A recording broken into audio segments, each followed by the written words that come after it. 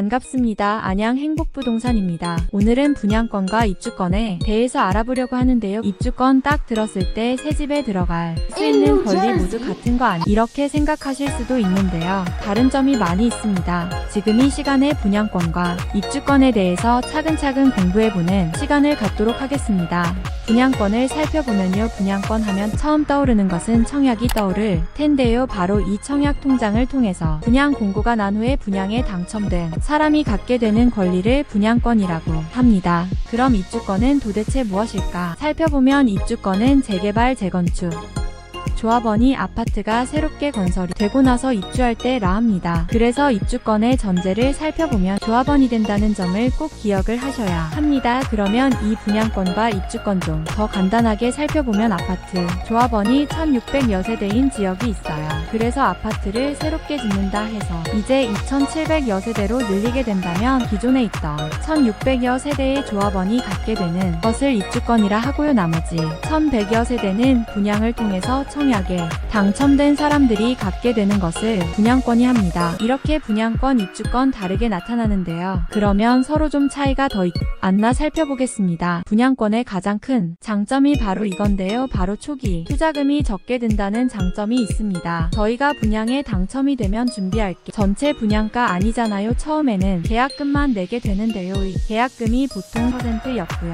완공이 될 때까지 계약금을 내고 중도금 대출을 통해서 중도금을 내면서 큰 돈이 들어가지 않는다는 장점을 가지고 있습니다. 또한 어찌됐든 분양이 공고가 된 후에 3년 후에 입주가 되는 게 확정이 되기 때문에 이 사업에 대한 리스크를 따져봤을 때 입주권보다 훨씬 낫다는 장점을 가지고 있습니다. 그런 반면 입주권은 어떤지 먼저 살펴보면요. 입주권은 분양권에 비해서 초기 투자금이 비싸게 책정이 되는데요. 이유는 이 입주권의 건물 평가액과 프리미엄 등이 포함되어 있기 때문에 분양금보다 훨씬 초기 투자금이 많이 들게 됩니다. 그러면 입주권이 더 비싼 거 아니야? 이렇게 또 질문했을 때는 또 다르다는 거죠. 일반 분양과 그리고 조합원의 분양가를 살펴보면 조합원이 분양가가 훨씬 적거든요. 그렇기 때문에 수익성을 따져보면 분양권보다 입주권이 훨씬 높다는 장점을 가지고 있습니다. 그러면 똑같은 집에 들어가는 새 집에 들어갈 수 있는 권리인데 입주권이 더 수익률이 높은 거야? 왜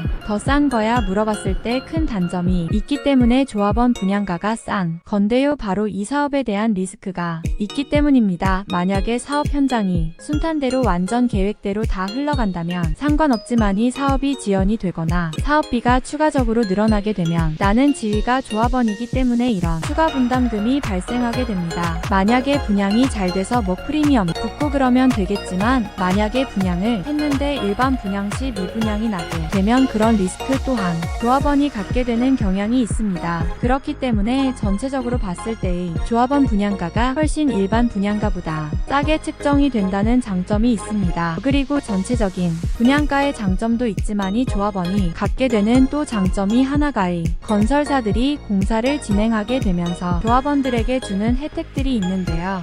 베란다나 이런 발코니 확장을 하게 되거나 이런 부분들은 무상으로 해 주기 때문에 조합원이 갖게 되는 입주권의 혜택이 또한 적지 않다는 겁니다. 지금까지 살펴보면 분양권과 입주권의 장단점이 확연히 다른 이것만 보고 결정을 하면 되는 것인가 또 따져봤을 때 부동산에서 빼놓을 수 없는 세금 부분도 한번 살펴봐야 되는데요. 이 부동산을 사게 되면 그때 내는 취득세, 보유하는 기간 동안 내는 보유세, 그리고 매도를 하게 되면 내는 양도세를 한번 살펴봐야 되는데요. 분양권과 입주권은 이 세 가지가 모두 다르기 때문에 한번 더 살펴봐야 됩니다. 첫 번째 취득세를 살펴보면요. 분양권은 분양을 받고 나서 바로 취득세를 내지 않습니다. 다 완공이 되고 나서 입주를 할 때 토지와 건물분에 대해서 취득세를 내게 되고요. 입주권은 건물은 없지만 토지에 대한 소유권이 있기 때문에 토지에 대한 취득세를 내 완공이 다 돼서 입주를 할 때 이 건물분에 대한 취득세를 내게 됩니다. 그리고 보유세 또한 다른데요. 분양권은 그냥 권리이기 때문에 토지와 건물에 대한 보유세는 내지 않고 비과세로 해당되지만 입주권은 건물은 없지만 토지에 대한 과세에 해당이 되기 때문에 보유세를 내게 됩니다. 그리고 마지막 양도세는 둘 다 양도세를 내게 되는데요. 이 기간에 따라서 좀 양도세율이 다릅니다. 분양권은 보유한 기간이 1년 미만이라면 7, 그리고 1년에서 2년 미만이라면 60%가 돼. 입주권은 본인의 보유기간에 따라 보유주택 수에 따라 달라집니다. 그리고 2021년 1월 1일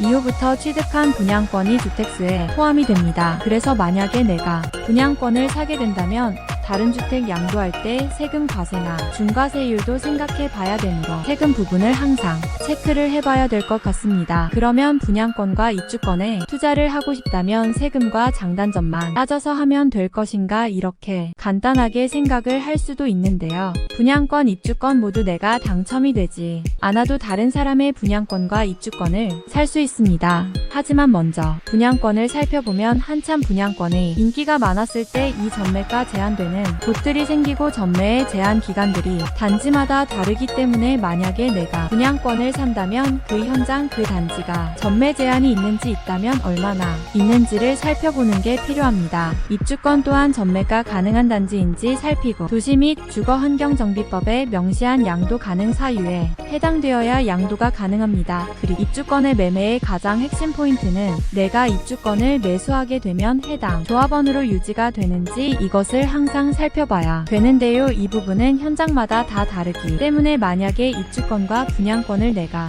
투자를 하겠다 하면 전문가와 상담을 하고 차근차근 진행을 하는 게 좋을 것 같다는 생각이 듭니다. 오늘 시간은 분양권과 입주권에 대해서 좀 살펴봤는데요. 입주권, 분양권 모두 장단점을 가지고 있기 때문에 장점만 보고 판단해서 들어갔다가는 손해를 볼 수 있기 때문에 항상 차근차근 살펴보면서 투자를 하는 게 좋을 것 같다는 생각이 듭니다. 다음에 또 도움이 되는 영상을 가지고 찾아뵙도록 하겠습니다. 감사합니다. 안양행복부동산이었습니다.